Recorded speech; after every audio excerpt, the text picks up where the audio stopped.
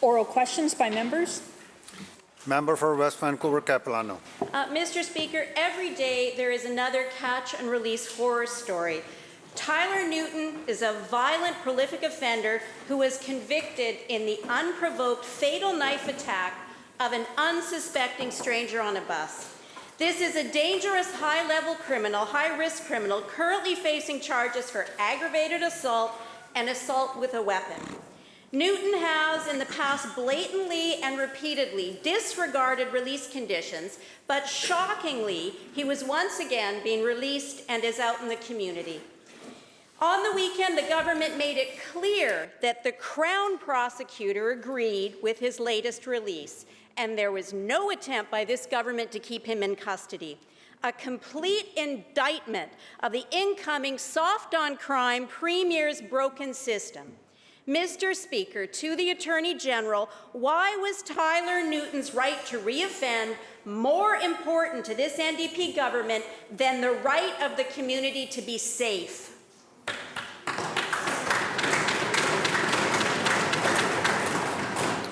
Attorney General. Thank you very much, Mr. Speaker. We obviously share the member's frustration with this horrific act. We share the understanding that this cannot continue, and we are taking concrete steps to address it, not just within the prosecution service, which, as the member knows, is an independent branch of government making daily decisions, 500 talented people who choose what to do in certain circumstances are governed by the criminal law of Canada and the Charter of Rights. But, Mr. Speaker, there are unintended consequences of the Bail Reform Act of 2019. We're working with our federal partners to address that, and we're working with local governments as well to take the steps necessary to deal not just with the crime, but the causes of crime as well. Member for West Vancouver Capilano, supplemental. Mr. Speaker, that answer is simply not good enough. Newton has a long and appalling criminal record with 51 convictions.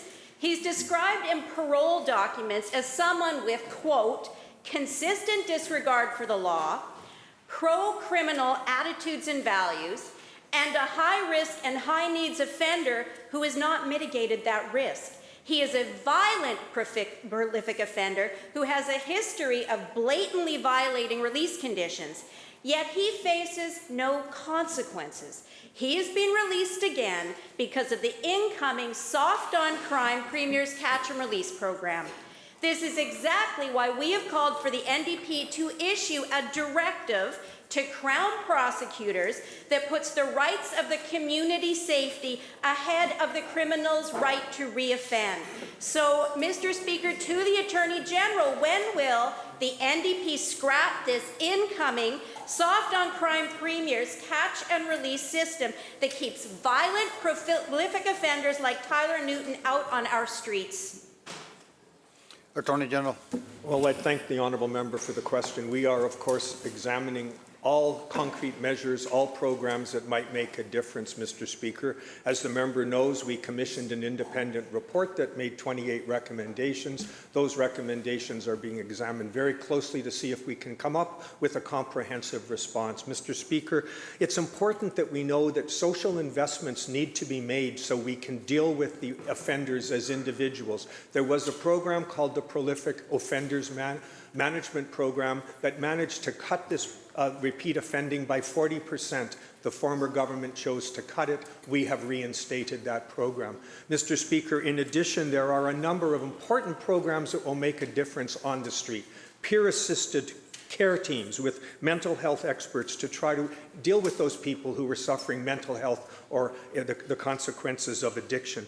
Mr. Speaker, we are spending up to $114 million in the last budget to have 500 people housed in complex care housing, which is something that was recommended by the experts. We also are making sure that people who are released from our penal institutions have wraparound services for not just 30 days in the past, but now 90 days, and for every single correctional facility in the province, this program will be applicable. Mr. Speaker, when they were in government, the opposition did none of those things. We intend to continue doing that in partnership with local government and with the federal government.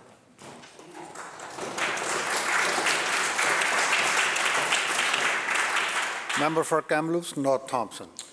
Well, thank you, Mr. Speaker. Well, Mr. Speaker, the incoming Premier spent much of his abridged leadership campaign bragging about his work as a legal advocate at the Pivot Legal Society. In fact, he even said that his work at Pivot Legal Society was, quote, formative for his political career. Let's look at that legacy, Mr. Speaker. Could it be the legacy of the book, How to Sue the Police, that the incoming Premier wrote? Or perhaps it was his legacy around suggesting that perhaps police forces had too many tax dollars going for them, which continues on today in the Pivot Legal Society. And the Attorney General just referenced the prolific offender program that the Attorney General called aggressive policing tactics. That's what the incoming Premier referred to that program as. And well, last night, Mr. Speaker, we saw that legacy on full display when Meenakshi Minow, from the incoming Soft on Crime Premier's own Pivot Legal Society, blamed the RCMP for the tragic murder of Constable Yang. I'm going to quote, Mr. Speaker, and it's a bit of a tough quote to have to read this out, but it's important. Is it possible that this officer was killed because the RCMP has a racism and misogyny problem that doesn't protect young, racialized women in their ranks? What does Stop Asian Hate look like inside the oldest boys club in KKK Canada? End quote. Some legacy, Mr. Speaker. Will the NDP government condemn these disgusting comments and their connection to Pivot Legal? Minister of Public Safety and Solicitor General. Thank you, Honourable Speaker, and I appreciate the question from the Honourable Member. Let me be clear. That individual, whoever they are, does not speak for anybody on this side of the House. In fact, I don't believe they speak for anybody in this House.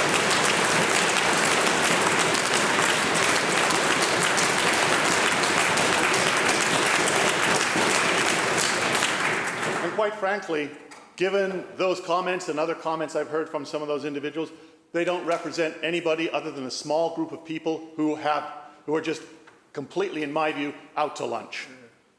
What I can tell you, though, Honourable Speaker, is that we have an Attorney General who, from the very day he was sworn in, started tackling some of the challenges that we've been facing on the criminal front in this province. Whether it's money laundering, which went on in this province unchecked, Honourable Speaker.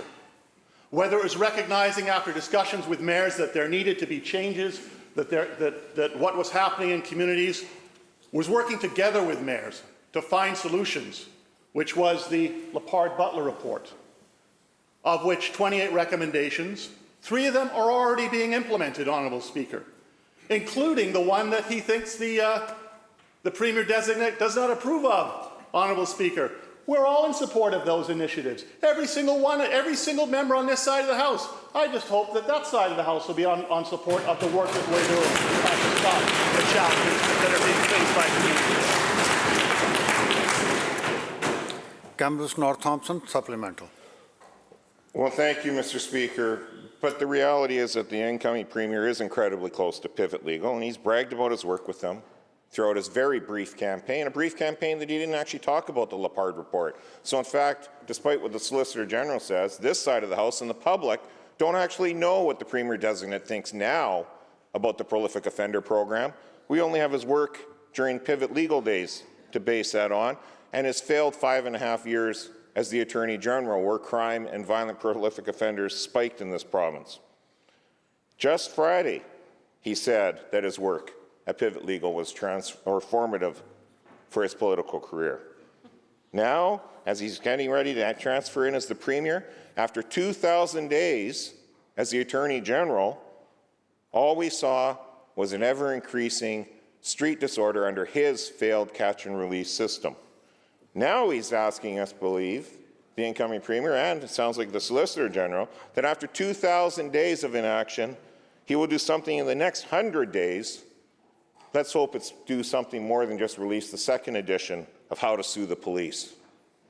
Mr. Speaker, why doesn't this government act now instead of delaying yet another 100 days for political reasons, while in Vancouver alone, 4 people a day will be randomly assaulted in that same time frame, and end the Premier Designate's failed catch and release system.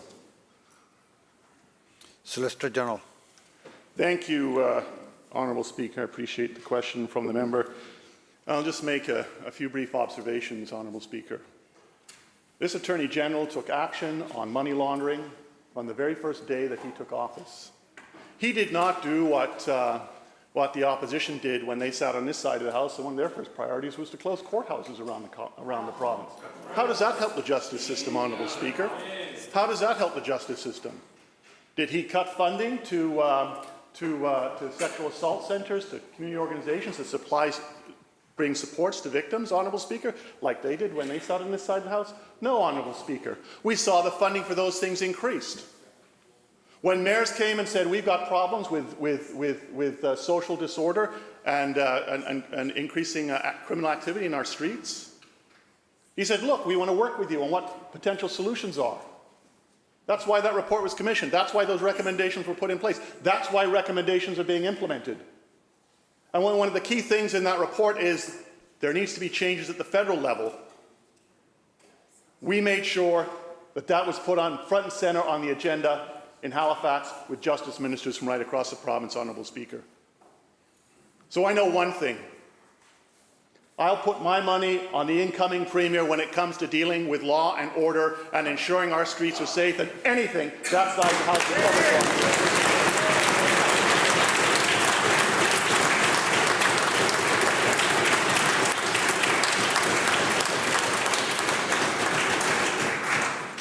Leader of the third party.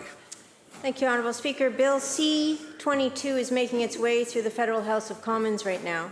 The goal of this legislation is to ensure that people with disabilities are not living below the poverty line. But the Federal Minister of Disability and Inclusion, Carla Qualtrough, says it may be a year or more before the benefits to people with disabilities start to arrive. In an interview over the weekend, Minister Qualtrough indicated that she is encouraging the provinces to step up and fill the gap, to ensure that funding to people with disabilities is there so that nobody has to be poor because they are disabled. My question through you is to the Minister of Social Development and Poverty Reduction. Will he step up and immediately raise the rates for people with disabilities so they are no longer forced to live below the poverty line? Minister of Social Development and Poverty Reduction.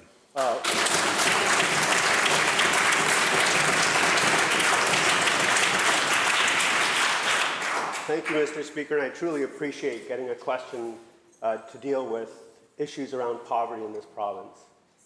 Not because there's not more work to do, but it gives me an opportunity to say how much we've done already and shows, as an example, how much more work we plan to do to address the ongoing issues. But as we all know, this is the government that introduced the poverty reduction strategy that included a number of measures across government to address the issue that had been ignored under the previous government.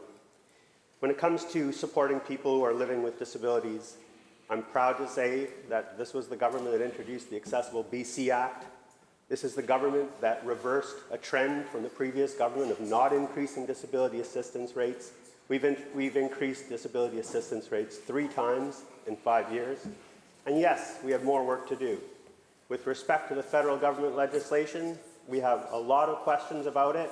We don't plan to do things differently. We plan to ensure that people who are living in poverty get the supports they need, and we continue to expand those supports.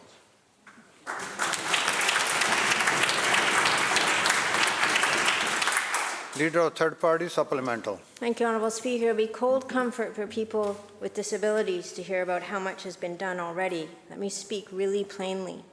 The current disability assistance program undermines the human rights of British Columbians with disabilities across this province. Many who rely on disability benefits are living in abject poverty.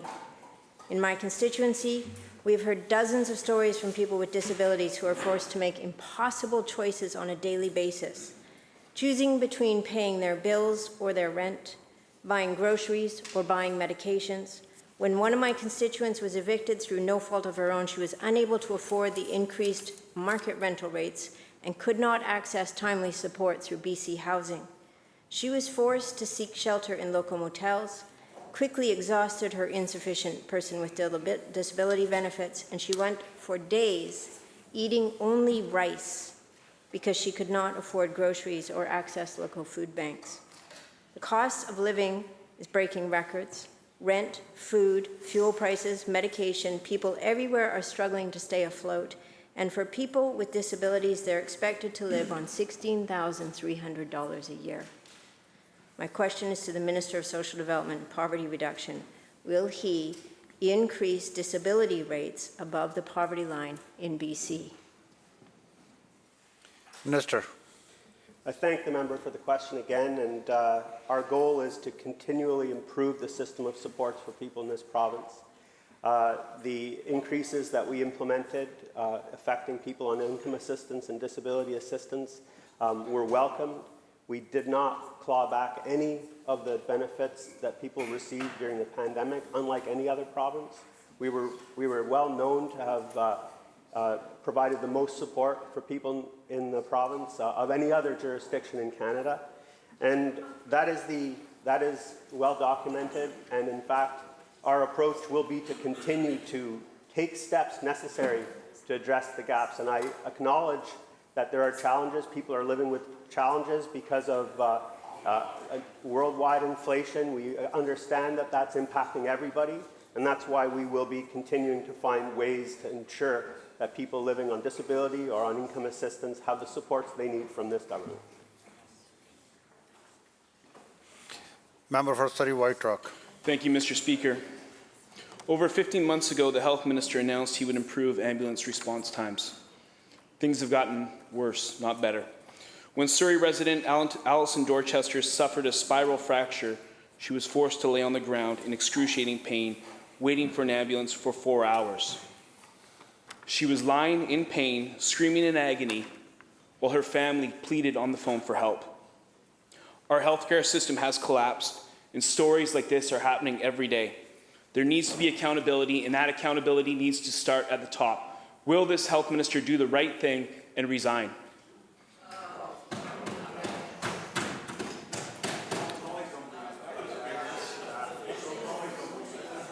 Members. Members. Minister of Health.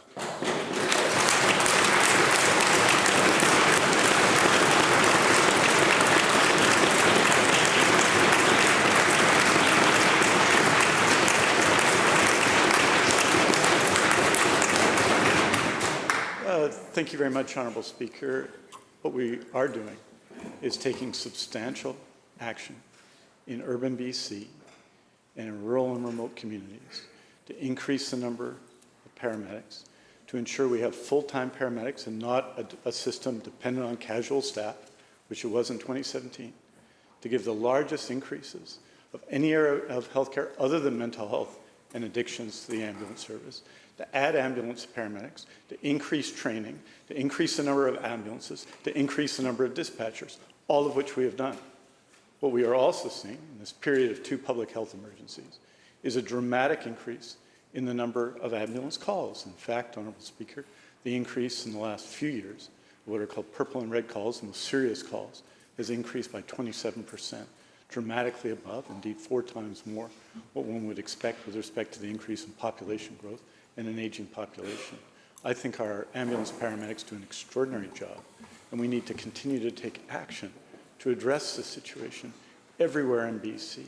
And I want to express, of course, Honourable Speaker, when people hear about cases where people didn't respond quickly enough, we appreciate that and we respond and we investigate those cases every time. But I would acknowledge the exceptional work of our ambulance paramedics and the work we have to continue to take together to ensure we're building the ambulance service we need to meet increasing demand in the future. Member for Surrey White Rock, supplemental. Thank you, Mr. Speaker. And nobody is disputing the job that is being done by the paramedics in this province. What people are taking exception with is the job that is being done by this health minister. Minutes matter, and in British Columbia, when you need an ambulance and call 911, you should be comforted by the fact that that ambulance will show up in a timely manner. And that was not the case for a woman who collapsed with a seizure in Surrey at the Shoppers Drug Mart on the weekend. Instead, when her friend called 911 to report a stroke, it took an ambulance over an hour to get her to the ICU. Day after day, we hear stories about this healthcare system collapsing. Accountability starts at the top, and I will say it again. Will this minister do the right thing, be accountable, and resign? Minister of Health. Honourable Speaker, I would say, Honourable Speaker, that what we need is a government that supports our ambulance service, and that's what we have, Honourable Speaker. In 2010, under a previous health minister, now the leader of the opposition, they stripped away, in an action, frankly, of political retaliation, the right of ambulance paramedics to bargain and support one another. We restored it, Honourable Speaker. In 2017, 30% of ambulance paramedics were full-time. That number is now 55%. We've dramatically increased resources and the number of ambulances and the level of training, and we're going to continue to do it. We have been working hard with our ambulance paramedics, with our dispatchers, and with our team to do exactly that. I think what the public wants is action, Honourable Speaker, and that's what we'll continue to provide.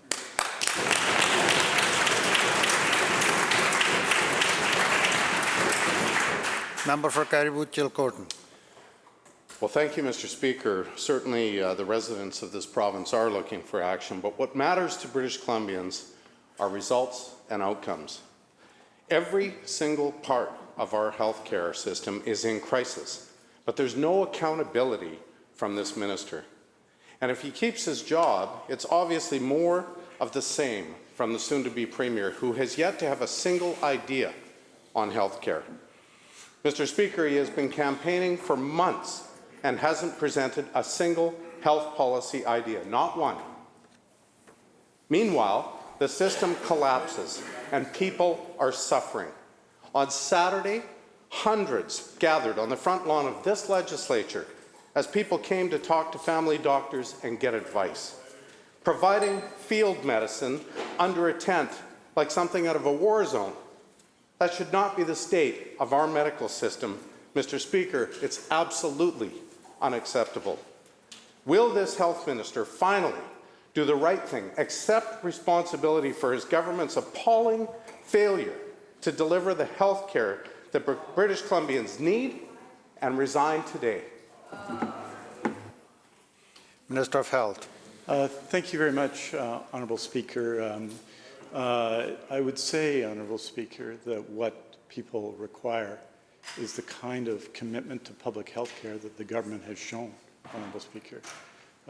From the time I've been Minister of Health to the present, there are 38,000 more people working in the healthcare system, not, as the Leader of the Opposition calls them, bureaucrats, but nurses and doctors and health sciences professionals, delivering a high level of care and service. We are in the midst of two public health emergencies in BC, the overdose public health emergency and COVID-19, which continue to profoundly affect our system. In spite of that, Honourable Speaker, for example, in the last recorded week, the end of September, we completed 7,200 surgeries in that week, which is a record for that week in the history of British Columbia. We continue to deliver a high level of service, and there are challenges.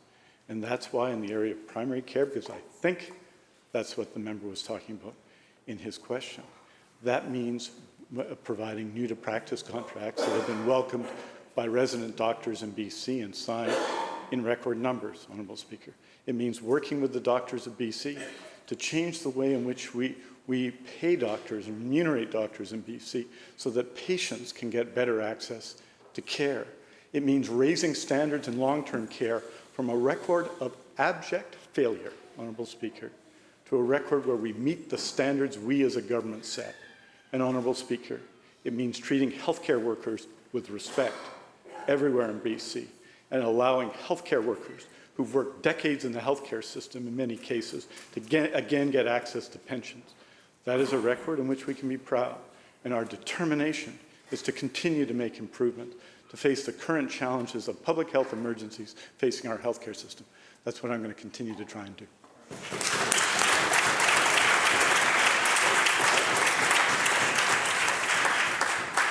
Member for Prince George Valemount. Well, I'm sure the health minister knows that every day that he stands up in this legislature and fails to acknowledge that the healthcare system in British Columbia has collapsed has an impact in the field. We've heard story after story, day after day, of people who are telling us, and I know that members on the opposite side of this House are hearing it too, they have never seen it this bad. That's under this minister's watch. And let's just look at some of the items on the list. We have 1 million people in British Columbia who don't have a doctor. Dozens of specialists sent this minister a letter, and he was warned that there are massive delays in patient referrals for specialists. Radiologists then spoke up, and do you know what they said? I know the minister knows that they are expecting a tsunami of late-stage cancer cases. Not my words, the words of radiologists and specialists, not to mention nurses who are exhausted, they are burnt out, and they are demoralized. And every single day when this minister gets up and refuses to acknowledge that every single piece of our healthcare system is in crisis, that's on his watch. That is his responsibility. And every time he tries to look in the rearview mirror, he should look in the mirror. It is up to this minister today to acknowledge the failure to deal with specific actions in the healthcare system. So will the minister have the courage to do the right thing today, to stand up and acknowledge the mess that our healthcare system is in under his watch, do the right thing, and resign? Minister of Health. Thank you very much, Honourable Chair. And I think I would say a couple of things. Firstly, as I've said, I don't know, two dozen times in this House, our healthcare system is in crisis. We've been in 2 public health emergencies, and we have been for 6 years in one case and 2.5 years in the other. And we have been responding in British Columbia with extraordinary action in both cases. The largest increase in building out a system of mental health and addictions on the one hand, and on the other hand, our collective response to the COVID-19 pandemic, which by world standards was extraordinary. The member talks about radiology. In 2016-17, there were 174,000 MRI exams in BC, 174,000. In the Northern Health Authority, where the honourable member lives, there were 22 per 1,000. That was 1/3 as much as Ontario. That was their record. What have we done, Honourable Speaker? Well, in that health authority, we more than doubled it. That's what we did in that health authority.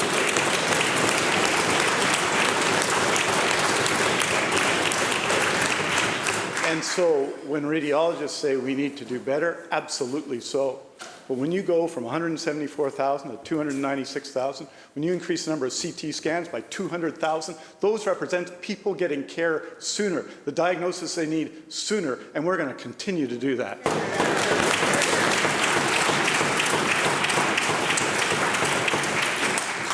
Member for Prince George Valemount, supplemental. Well, thank you very much. I'm not sure what the minister then is saying to specialists in British Columbia who are concerned that people will die on a wait list. That's what they said. Radiologists said that people will find out too late that they have late-stage cancer and have the likelihood of dying in British Columbia because they cannot access medical imaging.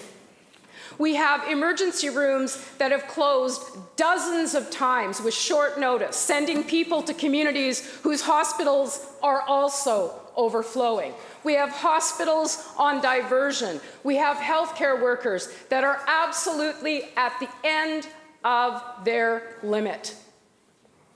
That is on this minister's watch. And perhaps the organizer of the rally on Saturday. We've had nurses on the front lawn, doctors on the front lawn, families on the front lawn, all trying to get this minister's attention. Here's what the organizer of the rally said on the weekend. And the minister can stand up and simply pass the numbers along. These are real people with real issues that he continues to ignore. Here's what the rally organizer said, and I quote, "We are frustrated to continue to see this crisis go unabated by this government. We need change now," end quote. The change should start at the top. British Columbia cannot afford more of the same. Will the minister do the honourable thing? Stand up, admit that it's time for a change that starts with him, and resign.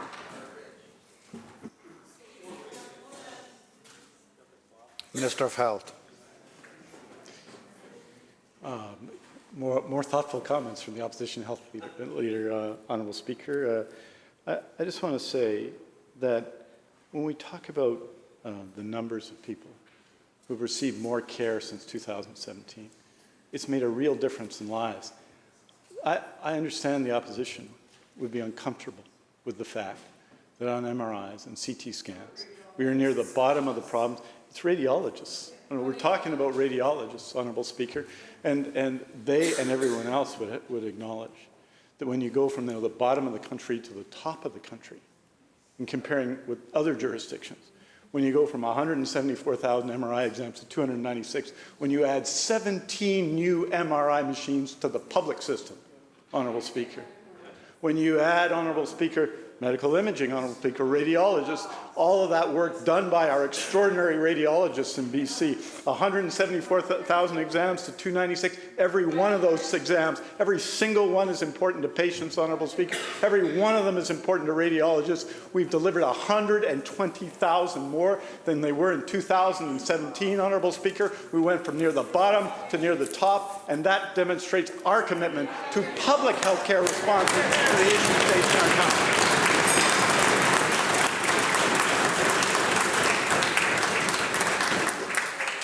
The bell ends question period.